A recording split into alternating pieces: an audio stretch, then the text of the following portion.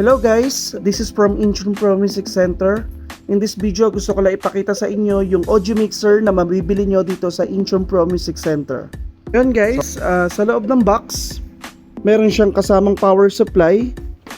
Meron din siyang kasamang USB cable para sa kanyang interface. Meron siyang kasamang rack mounting. So guys, ito yung actual unit natin ng SPL mixer at ang model niya is MX1222 USB. So simulan natin sa mga inputs. Meron siyang 6 na microphone input dito.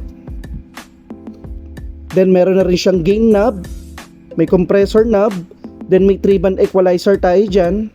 Yan siya, yung high, mid, low.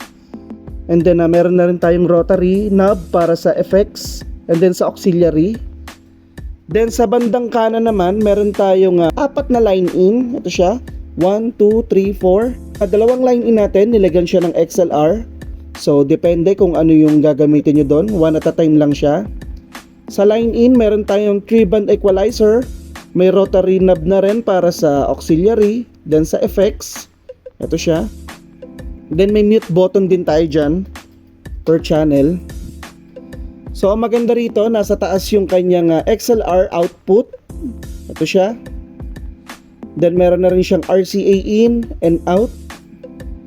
Then meron tayong 16 na 24-bit multi-effects processor. Then andito rin yung kanyang display.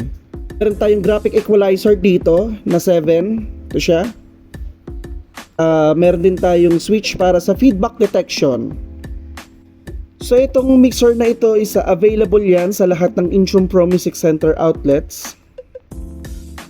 So yun lang, salamat.